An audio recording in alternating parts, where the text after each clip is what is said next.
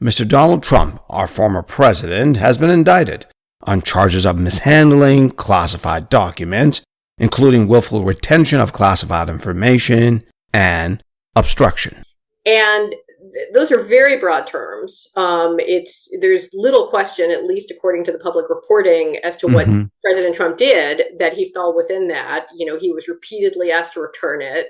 There's really no argument that this wasn't willful retention, that he wasn't aware that he wasn't supposed to be holding on to it. And I would add a really important point with respect to Mar-a-Lago and the Espionage Act is that under the Espionage Act, I think that Trump's claims that he declassified the information with his mind or otherwise is actually irrelevant because if he really did declassify it in a way where the only act of declassification was in his head or possibly conveyed to one or two confidants, then that really doesn't change the fact that effectively the information was still being closely held by the government because Trump didn't communicate in any meaningful way that the classification status had changed. Oh, you're going back to the Espionage Act. I get it. Exactly. Yeah. So that's, there's obviously a lot more that could be said, but I think the most important initial point is simply that as a matter of straightforward application, I think the statute absolutely applies.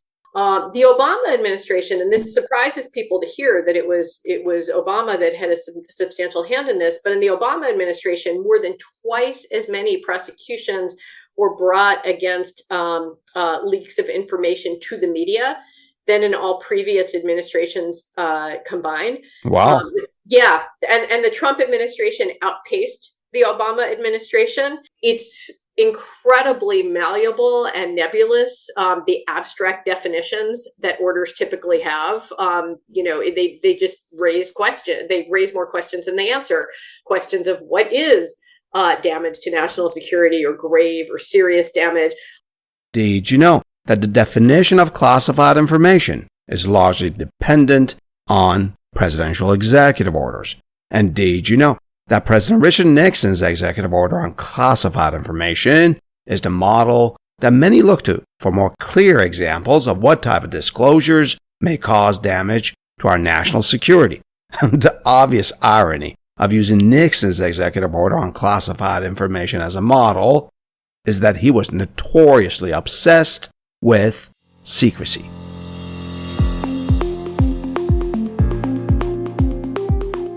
Hey there, News Peelers. Today is June 16, 2023, and this is Adele, your host at the History Behind News podcast.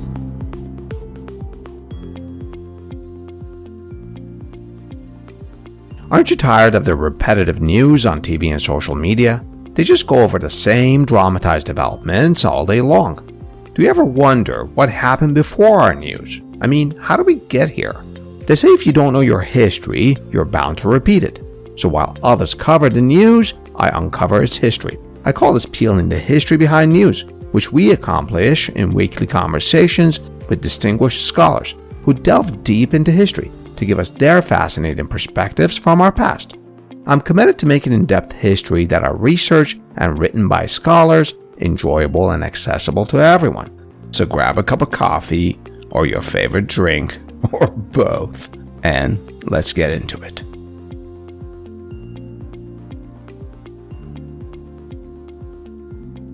Mr. Trump stored classified documents not only in a storage room, but also in a bathroom, an office, a bedroom, and a ballroom, according to his indictment. As described by the New York Times, more than 150 events were held in Mar-a-Lago, and the documents were stored in areas that were easily accessible to guests. Mr. Trump also took boxes of documents to his golf club in New Jersey. It was there that Mr. Trump was recorded making a statement that he was in fact aware that he had classified documents. For your convenience, I'm dropping two links to Mr. Trump's 37-count indictment, as that document is provided in full by the Wall Street Journal and the New York Times. But you can also get the indictment from many other sources online should you wish to read the 49-page document. By the way, Mr. Trump's former military valet, Walt Nauta, who followed him from the White House to Mar-a-Lago and became his personal aide, was also indicted on 6 counts. According to the Wall Street Journal, Mr. Trump's legal team will probably put up a stiff fight on many fronts, which will very likely undermine special counsel Jack Smith's goal of a speedy trial and push these legal proceedings well into 2024, a presidential election year in which Mr. Trump is a candidate. I found a New York Times headline that, at least for me, really speaks to something that's been puzzling. The headline reads as follows, quote, "Unanswered in indictments details on Trump's hoarding of documents. Why?" Unquote. That's been my question all along. Why would Mr. Trump keep these documents and then in many evasive ways fight to keep them still? What's in it for him? I mean, classified documents were found in residences and I guess one office of President Biden and former Vice President Mike Pence. And based on everything we know, they gave them back. They gave back the classified documents and did so promptly. I think this indictment may have never happened had Mr. Trump promptly returned all the classified documents. While I don't have answers to these questions, my guest, Professor Heidi Kitrosser, does have many answers and explanations. In this episode, she will speak to us about the willful retention of national defense information. She'll also tell us about the history of classified information, what constitutes classified information, who can designate information as classified, and who has access to them, and how all of this plays out in our system of separation of powers, executive branch versus our courts versus U.S. Congress. Ms. Kitrosser is professor at Northwestern University Pritzker School of Law. She's an expert on the constitutional law of federal government secrecy and on separation of powers and free speech law more broadly. She's the author of the following book, Reclaiming Accountability, Transparency, Executive Power, and the U.S. Constitution, which was awarded the 2014 Chicago-Kent College of Law Roy C. Palmer Civil Liberties Prize. She's on the steering committee of a new initiative, the Free Expression Legal Network, spearheaded by Yale's Media Freedom and Information Access Clinic and the Reporters Committee for Freedom of the Press. To learn more about Professor Kitrosser, you can visit her academic homepage, the link for which is provided in the detailed caption of this episode. I spoke with Professor Kitrosser back in October when the investigation into former President Trump's documents in Mar-a-Lago and his coverage in the news media started to really intensify. As you will note, that earlier conversation is highly relevant to our current news. So, stay with me as Professor Kitrosser and I peel the history behind this news.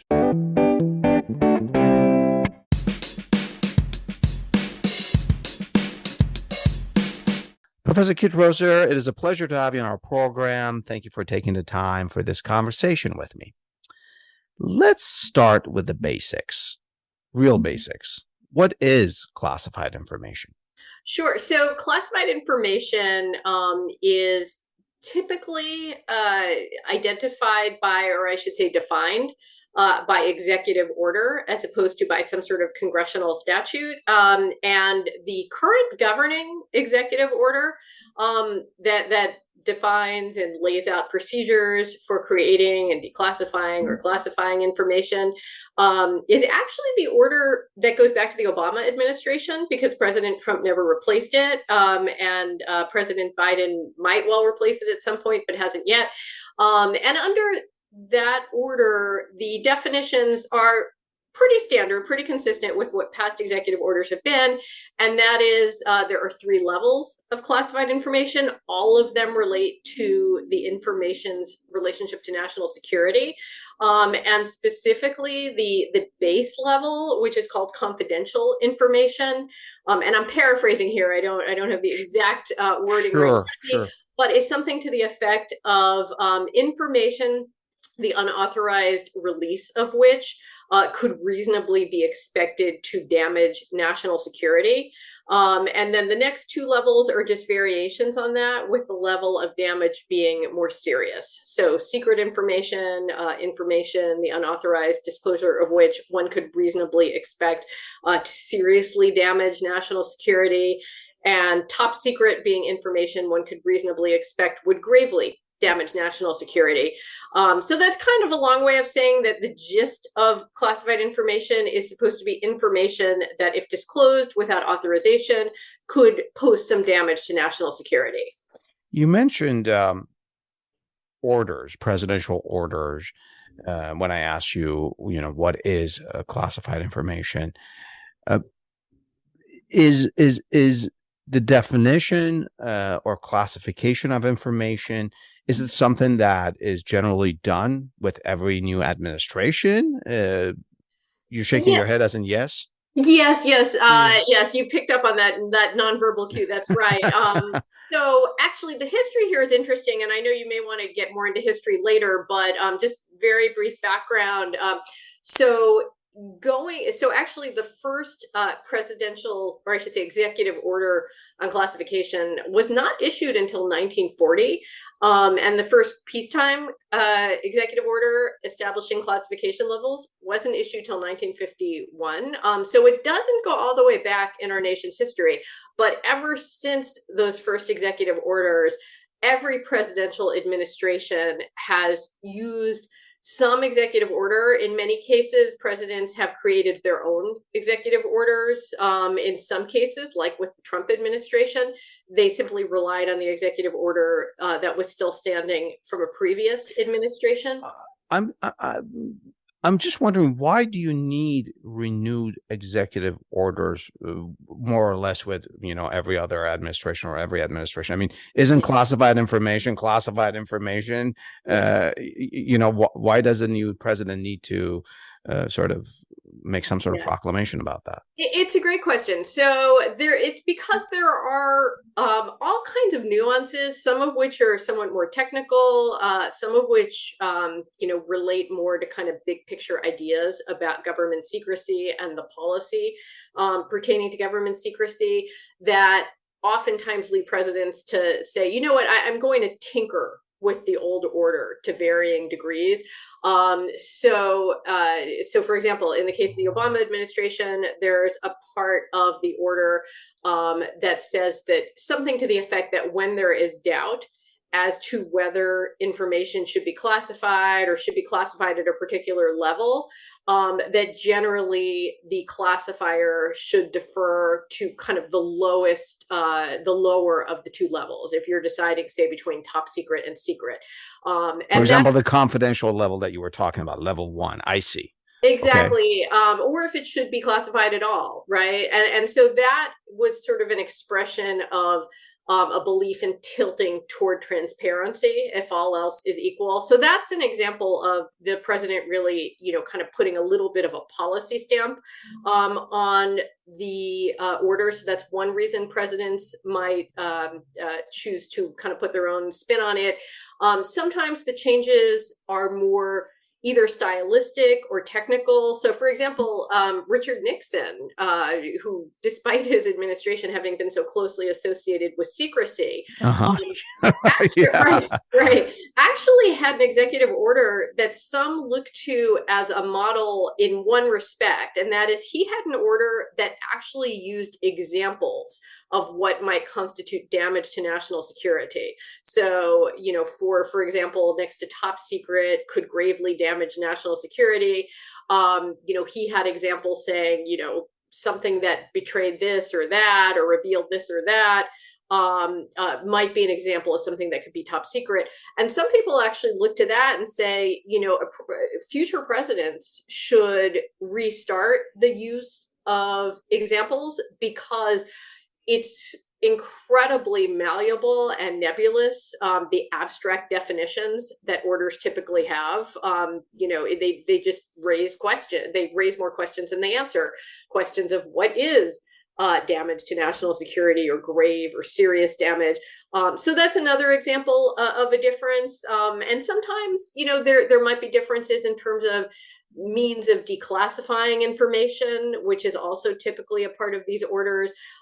So again, there are reasons ranging from the technical and mundane to kind of stylistic to important to differences that reflect important policy distinctions that explain why presidents sometimes create their own executive order. So I guess executive order is a process of classifying or perhaps declassifying information, but is there a process to get to that executive order? Does the Department of Justice, Attorney General get involved? Or can a president think of something to be classified, and that becomes classified? Yeah, well, so interesting. So your question actually is a great provides kind of a great avenue to break down the difference between making an executive order and applying the executive order. So when a president drafts a new executive order, there are different approaches they can take, but typically, it's a relatively formal process of drafting the order, putting it in writing, publishing it, making it available, right? So that, anyone who might in any way be affected by it can look and see, okay, this is what the executive order says. These are the classification standards. This is how we declassify. And in the case of President Obama, for example, he at least made kind of, at least on the surface, it appeared that he was inviting sort of a lot of input. Oh, I see. Discussion.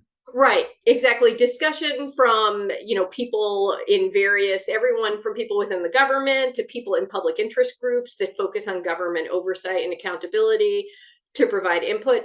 But then there's a separate question of applying the executive order. And so in the case of classification, that involves the question of, well, who does the executive order specify are the authorities who can classify information, and how is it that the order directs that they classify information? And that's a somewhat different question, right? There's how do you create it, and then how do you apply it? With respect to the latter part of my question, which was implicit, and thank you for pointing it out, the application of it. So let's say a piece of document, I'm the president, I think that this should be classified.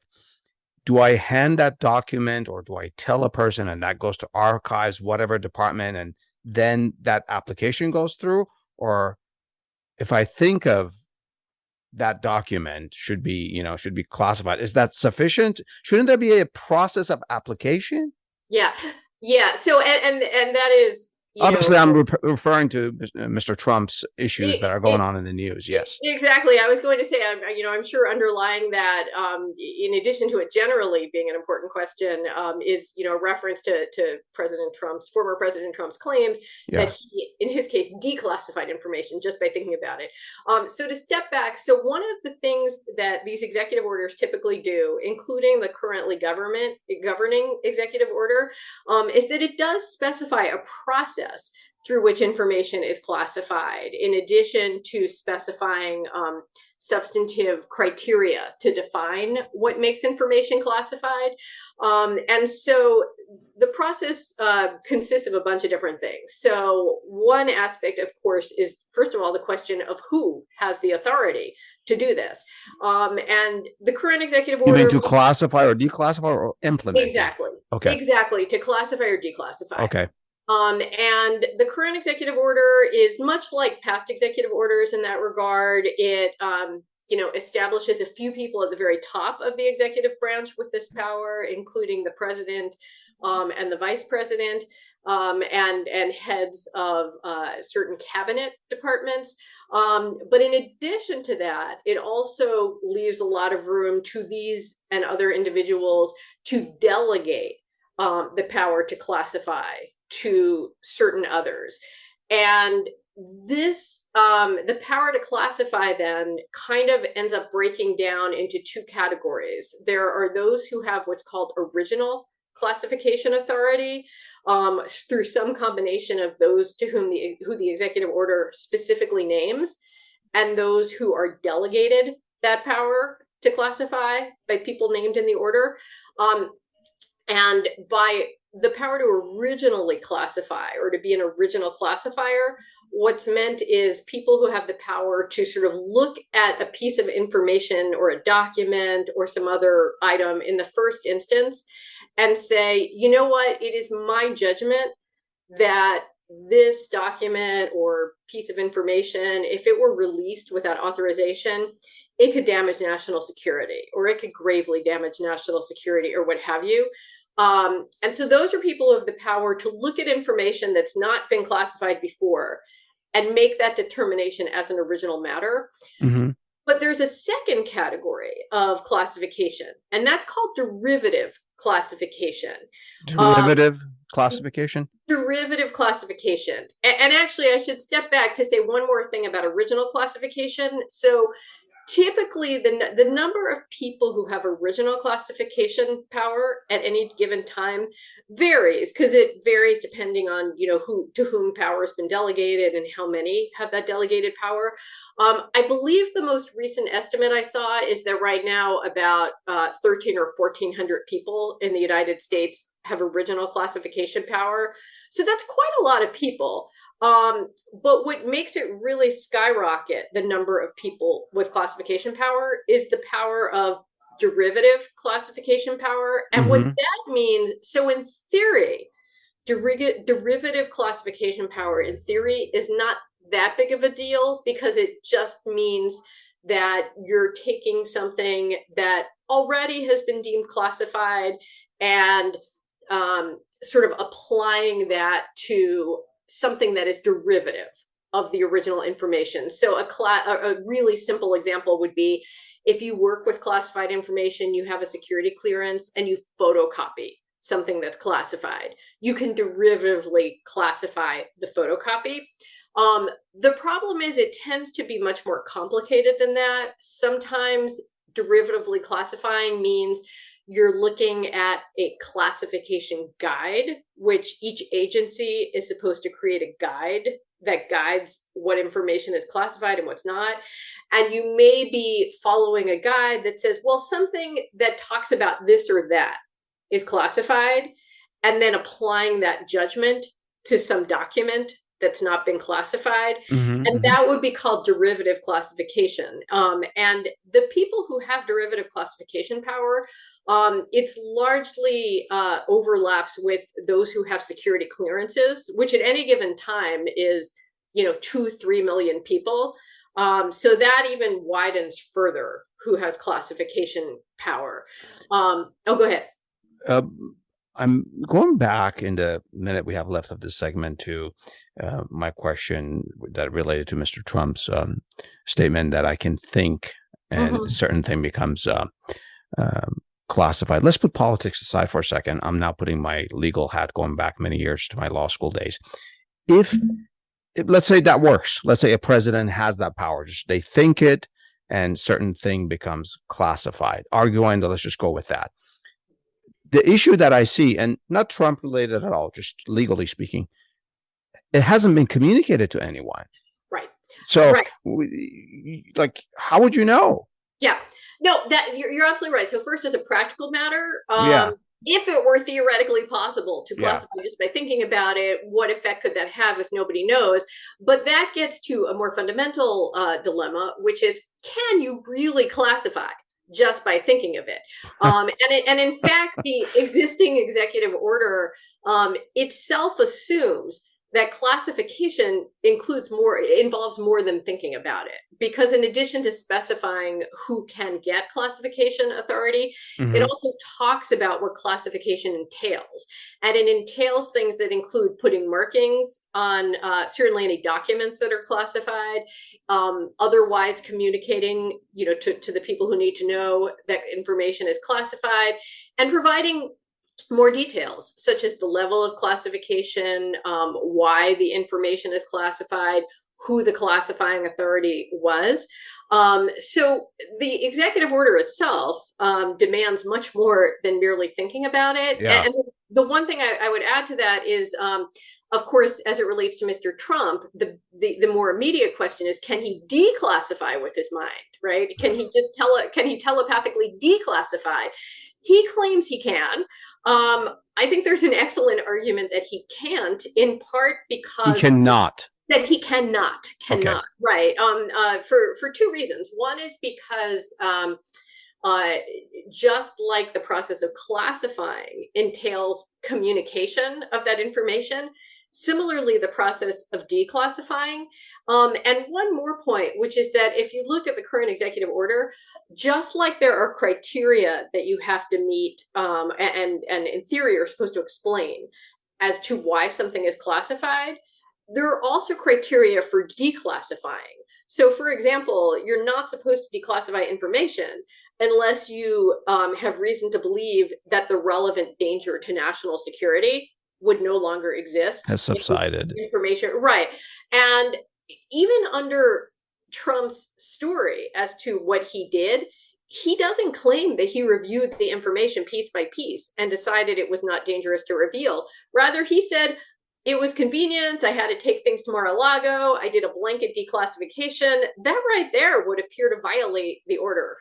Oh, boy. We'll be back after a short break to talk about legal challenges to classified information. We'll be right back. Back in December 2022, former President Trump suggested the termination of the U.S. Constitution so that the 2020 election results could be overturned. This raises an interesting question. Does this disqualify him from becoming president again? Because he's supposed to uphold the Constitution, right? In Season 2, Episode 41, I asked this very question from Professor Michael Gerhardt of the University of North Carolina, Chapel Hill School of Law. Professor Gerhardt has testified more than 20 times before Congress, including as the only joint witness in the Clinton impeachment proceedings in the House, speaking behind closed doors to the entire House of Representatives about the history of impeachment back in 1998. He also testified as one of the 4 constitutional scholars called by the House Judiciary Committee during President Trump's impeachment proceedings. Professor Gerhardt and I talk about Andrew Jackson, Grover Cleveland, and Richard Nixon, who all struggled to reach or return to the White House in one way or another. We compared these past presidents to President Trump's comeback attempt to the White House. I have provided a link to my conversation with Professor Gerhardt in the detailed caption of this episode. Now, let's get back to our conversation with Professor Kitrosser.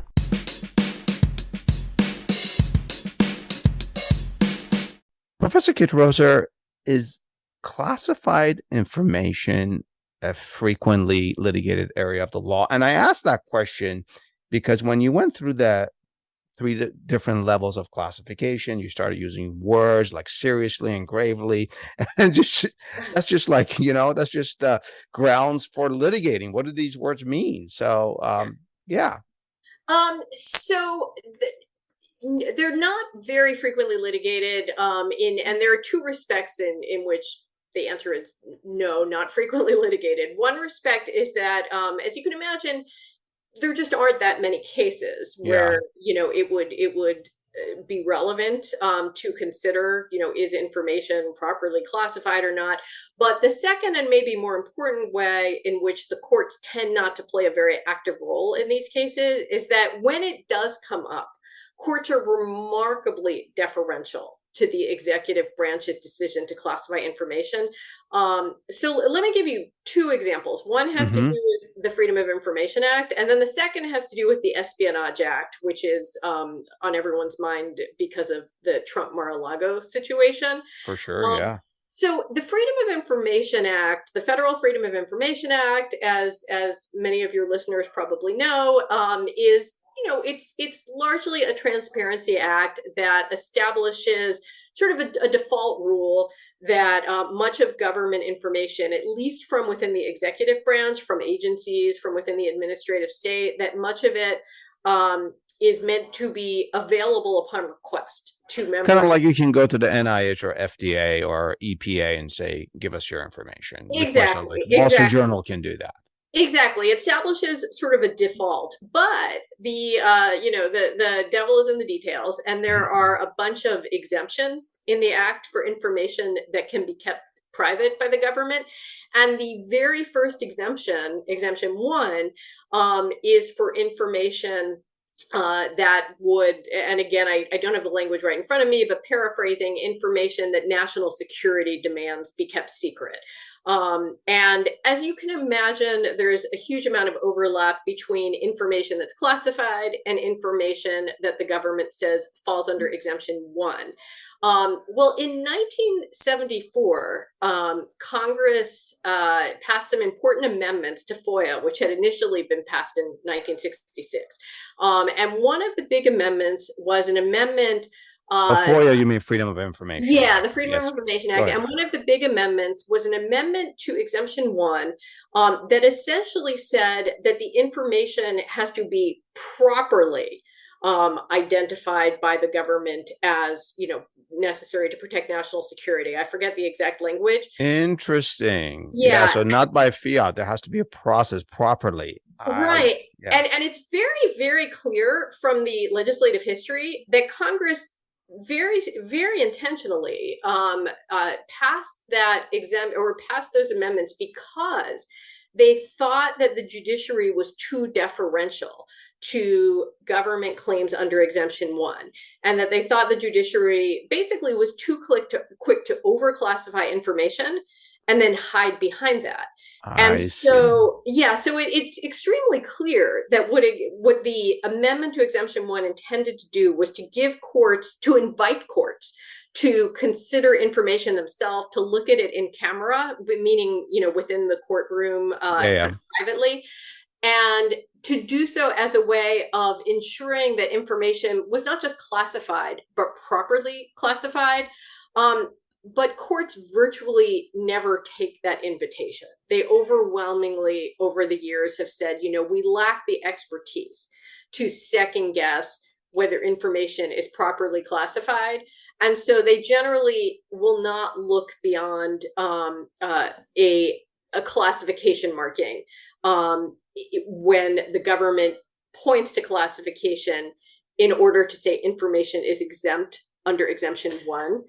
So that's one example. If I may stop you, Sure. This is a really interesting point, a bit tangential, but still, courts go beyond their expertise in so many different things. I used to litigate patent law, and they get all sorts of experts, and maritime law, all sorts of, it's interesting that they don't want to go here. Okay, I guess the stakes are much higher. Yeah, well, no, that's wonderful perspective that you bring into the matter, because I think you're absolutely right that courts, there is what we sometimes call a national security exceptionalism.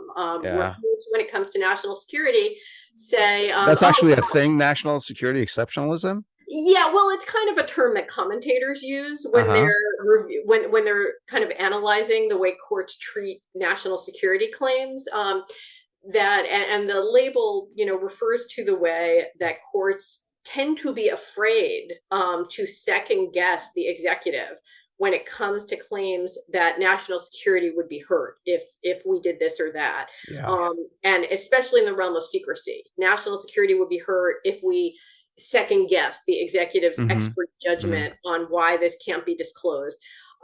So FOIA, Freedom of Information Act, is one example where courts, in the rare cases where classification status comes up, the courts generally are loath to get involved, other than to ask, is the information classified? If so, we'll defer to the executive that it was properly classified. And another example is much more in the news, which is in the Espionage Act. So just to quickly give a little background for your listeners, and folks might have heard the term Espionage Act bandied about in the Mar-a-Lago saga, but just to give everyone very, very quick background. So the 1917 Espionage Act, which was passed on the eve of the U.S. entry into World War I, it does a number of things, but of most relevance to us are these two sections which are, they fall under the statutory numbers 18 USC 793D and 793E. And basically what those provisions do is that they say anybody who under 793D has authorized access to classified information, so maybe a government employee with clearance, for example, security clearance, or unauthorized access to information. That's what 793 talks about. So that might be, let's say, somebody who was handed classified documents, but they don't themselves work for the government. Anybody who possesses national security information in this way, and who either retains it without permission or conveys it to someone not authorized to receive it, can be essentially liable for a felony, which is punishable by fines and up to 10 years in prison. Now, you might think, oh gosh, that sounds really broad. There must be more to it than that. In the statutory language, there's really not much more to it than that. So the statute refers to, quote, national defense information, unquote. Doesn't even talk about classified information, doesn't, as it relates to documents, doesn't even say anything about how harmful, they might have to be to national security. Essentially says if you willfully pass on or retain without authorization, quote, national defense information, then you can be culpable. Now, because of the breadth of this, courts have interpreted it.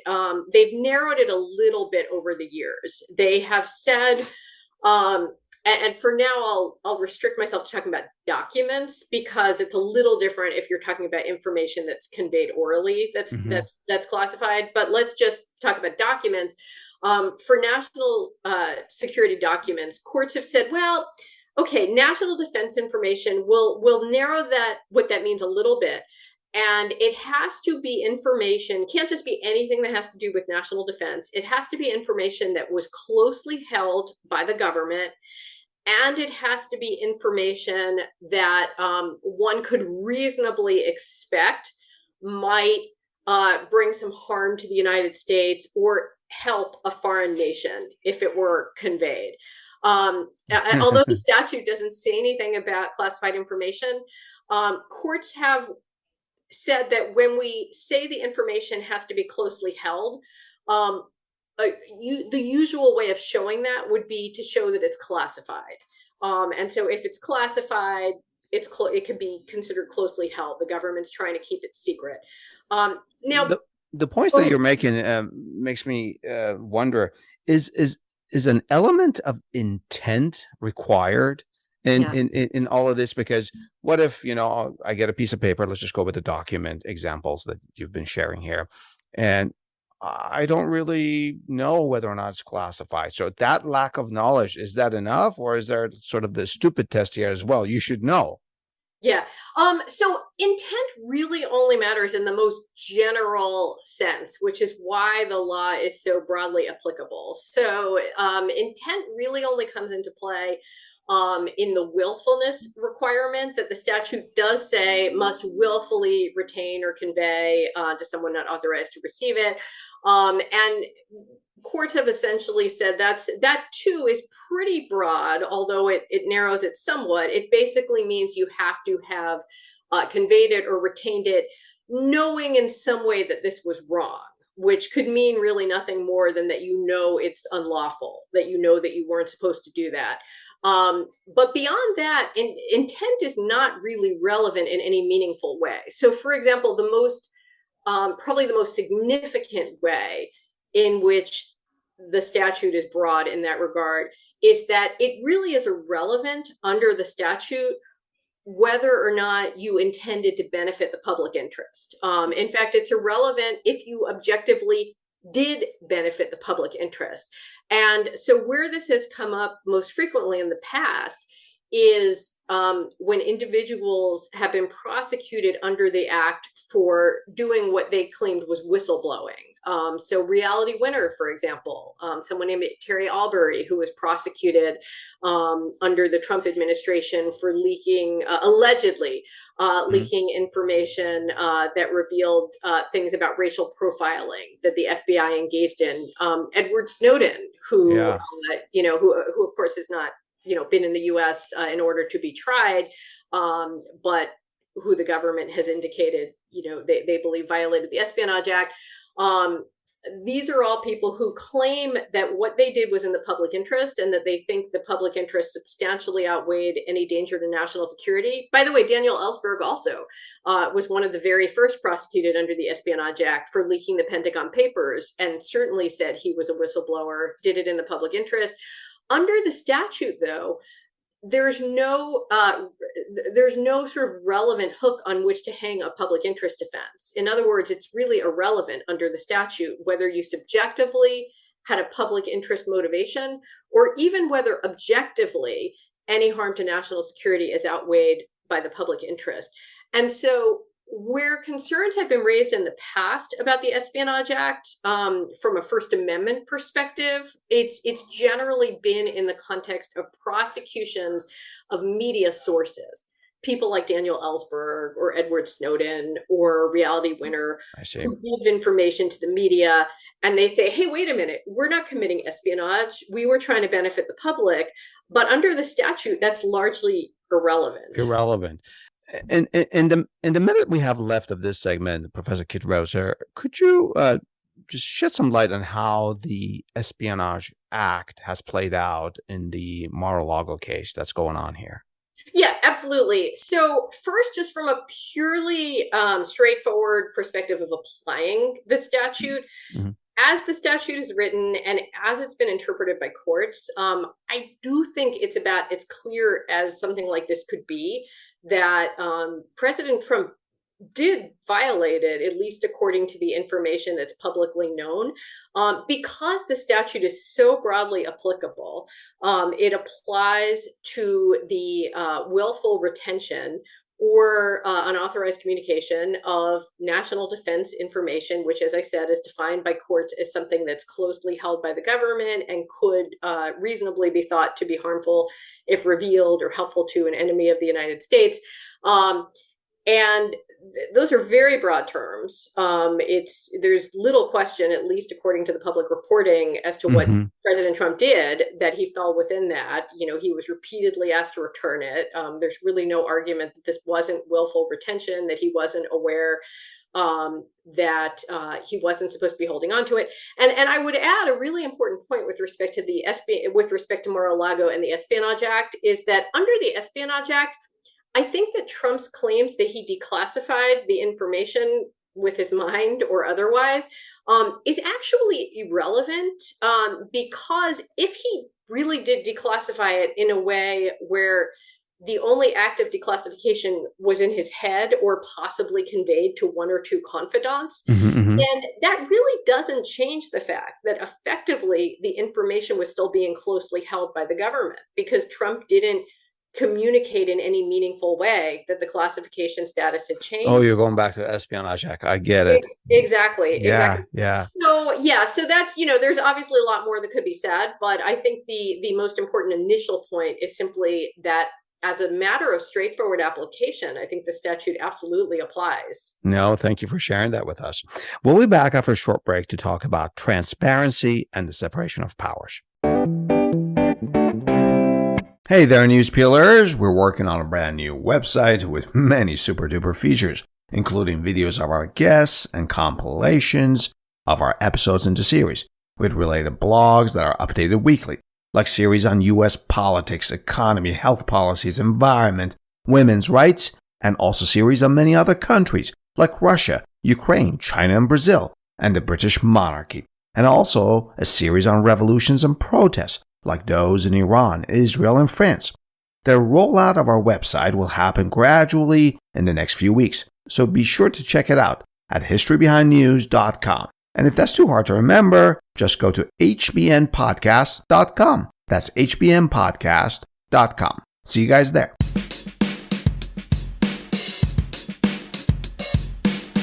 Professor Kitrosser, let's talk about your book. It is titled Accountability, Transparency, Executive Power, and the U.S. Constitution. What is this book about? So it's, in a nutshell, what I try to do is pull together sort of different areas of inquiry to discuss what I call the constitutional law of government secrecy. And that is, I discuss the way in which various areas of constitutional doctrine, particularly those involving presidential power and also some involving the First Amendment, combine to sort of create powerful tools of secrecy on the part of the executive branch, and secrecy, some of which is necessary, but some of which I argue can be excessive and can defeat transparency and accountability. And then at the same time, I offer my own kind of counter vision of the Constitution, how I think presidential power, components of the Constitution, as well as aspects of the First Amendment, are best interpreted and how those interpretations would foster a more accountable government and one that allows for necessary secrecy, but that curbs excessive secrecy that defeats government transparency and accountability. So let's get into it and parse that apart. First, I just want to make sure this is not something that I'm missing. Classified information or any innuendos about classified information is not mentioned in the Constitution, is it? That's absolutely right. The Okay. Constitution doesn't talk about that. Okay. Not explicitly. Yeah. Not explicit. Yeah. You talked about some cases where classification and secrecy can be excessive. I'm now intrigued. Can you give an example or two? Yeah, so absolutely. So one example just piggybacks off of our last segment. So as I mentioned there, with respect, so the Espionage Act is a good example, and it's an example of how secrecy can go too far as a matter of legislation, as a matter of executive implementation of legislation, and as a matter of judicial review.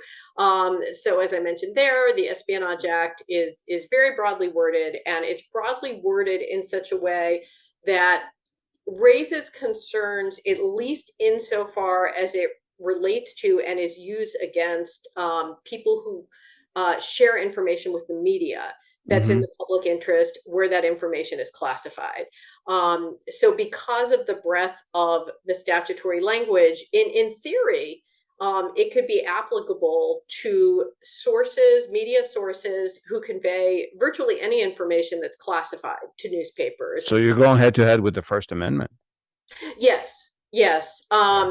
And I should add, I had mentioned when we talked about the Espionage Act in the last segment that there's also a provision of the Espionage Act that criminalizes the same kind of, conveying of, quote, national defense information, even on the part of people who are not themselves in some sort of relationship of confidentiality with the government. So in theory, although the government has never brought a prosecution against a newspaper, in theory, Section 793E of the Act on paper really looks like it could justify prosecution of a newspaper. So Section 793E is the section that we hadn't talked about. We had talked about Section 793D, right?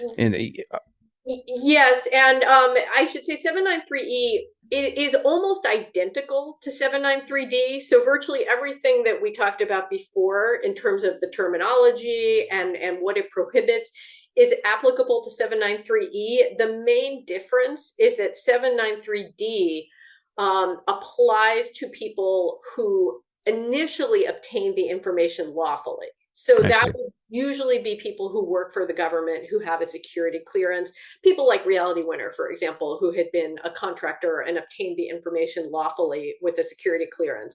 793E pertains to people who had the information unlawfully in the first instance.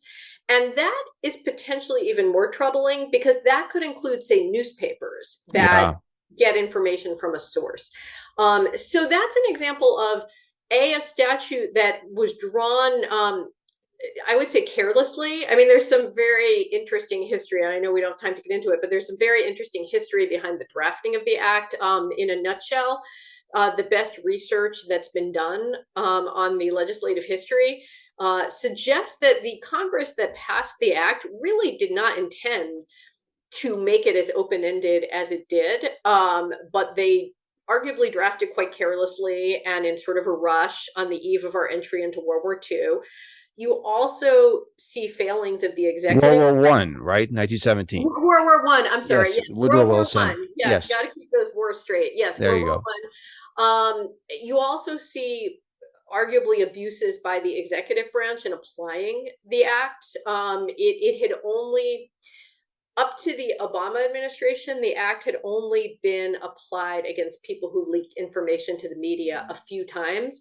The Obama administration, and this surprises people to hear that it was Obama that had a substantial hand in this, but in the Obama administration, more than twice as many prosecutions were brought against leaks of information to the media than in all previous administrations combined. Wow.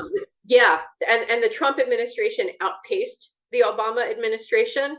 One interesting little footnote to all that is I read that just this past weekend at a rally, President Trump was joking about sending whoever leaked the draft opinion in the Dobbs case to the media, that they should be sent to prison. And to be clear, as far as I know, that was not a classified document. So, and it's not a national security document, so it wouldn't fall under the Espionage Act.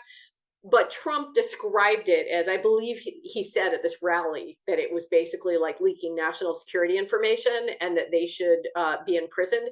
And the irony there is he was referencing the Espionage Act, which he now is caught up with himself, though in a very different way. Yeah, that's interesting.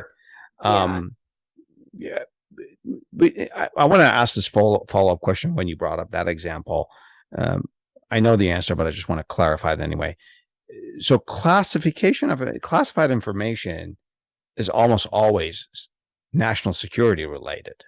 Yes, that's right. So I can't think of another sort of field that it would apply to, actually.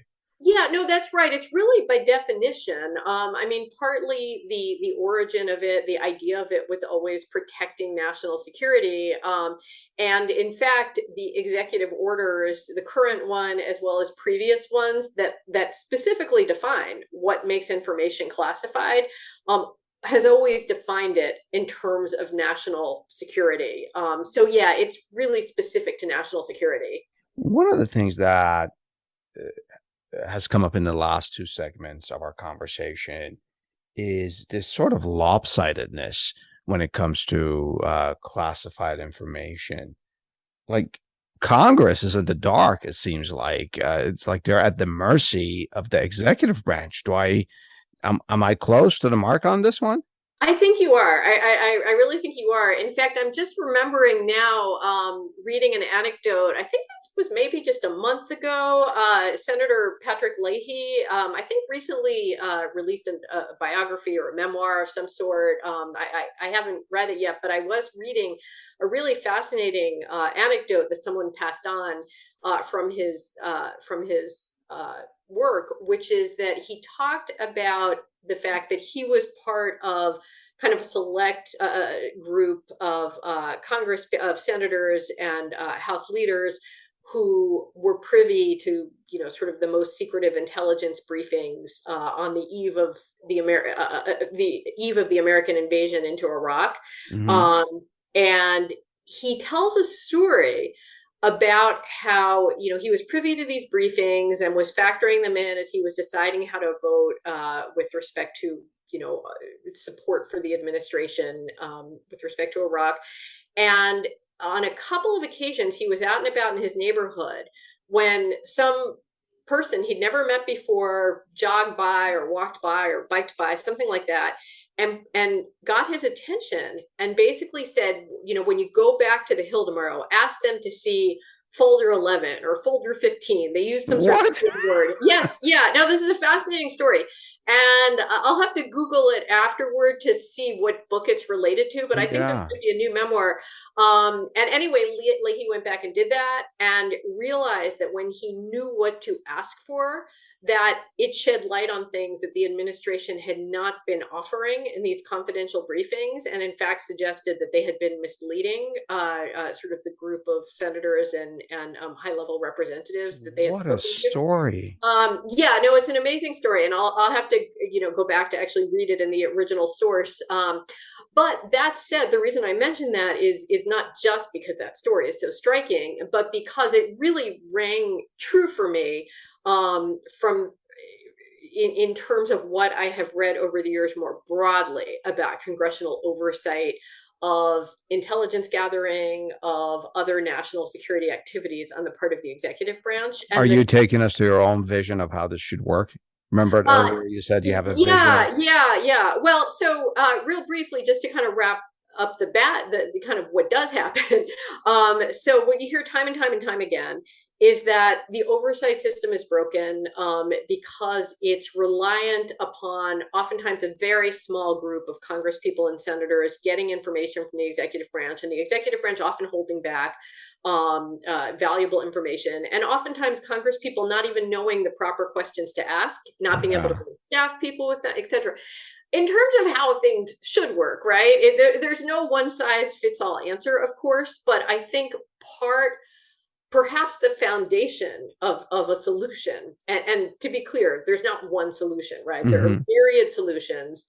Each particular problem, whether we're talking about the Espionage Act, whether we're talking about congressional oversight of wartime activity or congressional oversight of intelligence gathering, or whether we're talking about something else like executive privilege or the state secrets privilege, each problem has such specific contours that demands kind of its unique set of answers. But I think there is a foundation at the heart of all of these various potential solutions. And that is essentially making room for a larger role for the other branches to have a say in national security as well as information policy, right? Which gets back to the example that we started with of the fear that courts seem to have of second guessing classification. And you see something similar on the part of Congress people that, oftentimes I think members of the intelligence committees or the Gang of Eight who receive these secret briefings, sometimes you'll hear after the fact from folks like Leahy, who I think are really sincere that they feel cheated and they asked everything they needed to ask, but didn't receive what they thought they were warranted to receive. But, sometimes members of Congress are quite complicit in not being informed because it makes their lives easier. They can say if something goes wrong, gosh, I didn't know that. You're not liable for it. Right. That terrible administration, they should have told me. And they don't have to worry about being criticized if information leaks or if something goes wrong. So I think at the heart of this, of any solution to any of these problems is you need more buy-in from all three branches. One thing. The heart of so many of these problems is excessive deference to the executive branch, which takes myriad forms depending on the issue that we're talking about. Exactly. Let's take a break here. Stay with me and Professor Kitrosser as we get into the perspective. The History Behind News podcast is available on all your favorite podcast platforms. Of course, we love your reviews and ratings of our podcast, especially on Apple and Spotify. And remember, don't keep us to yourself. Tell a friend about the History Behind News podcast.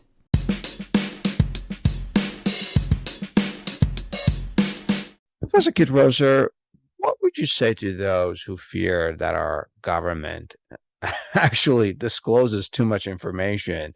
A prime example of this that even irks me personally is when during our military conflicts, we say, we put a limit on our sort of presence of our soldiers, which is a good thing. I'm not against it, but we announce it to the world so our enemy knows. But this has become a thorny issue, and a lot of people talk about that. Yeah. So I think as a general matter, obviously examples are very dependent upon the specifics, but certainly as an overall matter, I do not see any of our key core problems being that we reveal too much information to the American people. More to kind of drill down a bit more, though, beyond that, I think that when folks say, well, ultimately we have to defer to the executive's judgment about what can be revealed because imagine, for example, if we revealed troop movements or imagine if we revealed the location of sensitive nuclear facilities. I always sort of have two thoughts in response to that, one of which is that in many ways, the examples that people often give, like the ones I just mentioned, those are examples you've probably heard as well, when people say why it's dangerous to disclose information. Yeah. In many ways, I think those examples demonstrate that those of us outside of the executive branch, including even, many ordinary Americans, are more capable than we realize of making smart judgments about what is too dangerous to disclose and what isn't. Because the reason those examples— Oh, that's interesting. yeah, Yeah. because I think the reason those examples resonate is because we can all understand why it would be very dangerous to disclose those pieces of information. And also, I think sort of intuitively, we understand why we don't actually need to know those level of specifics within the time frame in which they could be dangerous to disclose in order to evaluate policy, or in order to in some other way serve the public interest, right? So which leads to the broader point that I think we really, most of us, but certainly members of Congress, members of the news media, etc., are much better positioned than we often assume that we are to make judgments about what it's too dangerous to disclose, what it's not too dangerous to disclose. And certainly it is not decisions as to what's dangerous to disclose, what's not, are not the result of some sort of impenetrable magic formula, right? That we have no choice but to leave to the executive to make in some mysterious ways. I think that certainly judges and members of Congress, and oftentimes members of the media who report on national security, often in consultation with members of the national security establishment, are able to draw distinctions between things like troop movements that are upcoming, sensitive facility locations, things like that, and information that is of a more general nature, that relates more broadly to policymaking, that may be historical in nature, information that is relatively safe to disclose. All of this goes to the point that you made in the last segment, that the judicial and the legislative branches of our government can actually get more involved. Yeah, I think are capable. Yes. Oh, I think that's absolutely right. And it also gets back to a point you raised, which I thought was a great one, when you talked about the judiciary being much less fearful to wade into and evaluate technical arguments in other areas where they don't have particular expertise.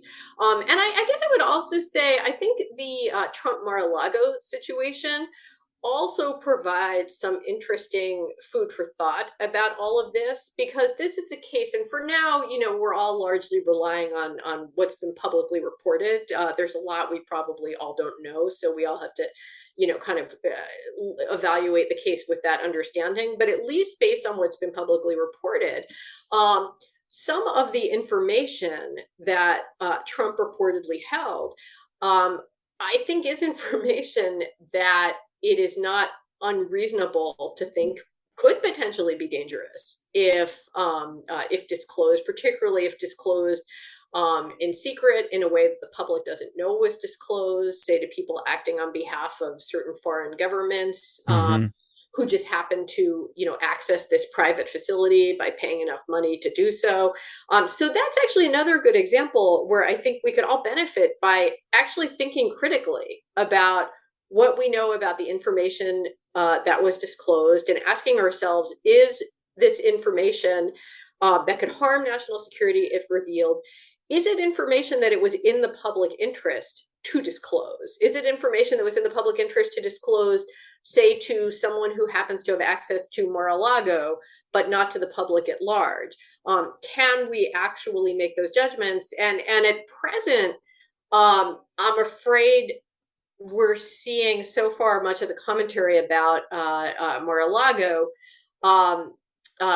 includes commentary from supporters of Trump who are suggesting that what he did was perfectly appropriate, not at all harmful to national security. And yet in the same breath, many of those critics laugh along with Trump when he says the person who leaked the Dobbs opinion should be Supreme Court draft. Right. Should be in prison for hurting national security. And this all goes to say, I think that's an example of a place where much of the commentary doesn't involve critical thinking about whether we can judge what kinds of documents would hurt national security to reveal, what kinds of documents may be way more heavily in favor of revelation being revealed because it's in the public interest, one hurt national security very much. It's a good example of a place where I think many people can make good judgments about that, but much of the public commentary seems, informed as much by partisanship as to that and kind politics, of making. Yeah. Professor Kitrosser, thank you so much for educating me and our listeners. And to our listeners, if you know of any history that could provide more perspective from the past on this subject, please share it with us and tell us what's your perspective.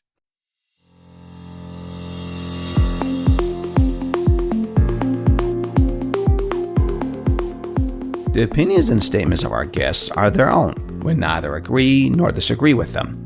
We're only interested in the perspective they provide through history. At History Behind News, we're honored that our guests share their expertise with us, most of which are based on years of scholarship and research, and we provide links to their projects and publications for your benefit to review them if you wish. Otherwise, we're not affiliated with our guests. We just think they teach us pretty cool history, the history behind our news.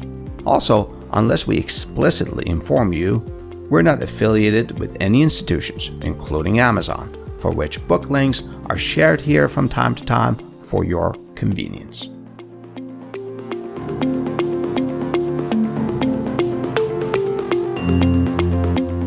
Finally, as a reminder, we don't do news here at History Behind News. We peel the news for the history behind it.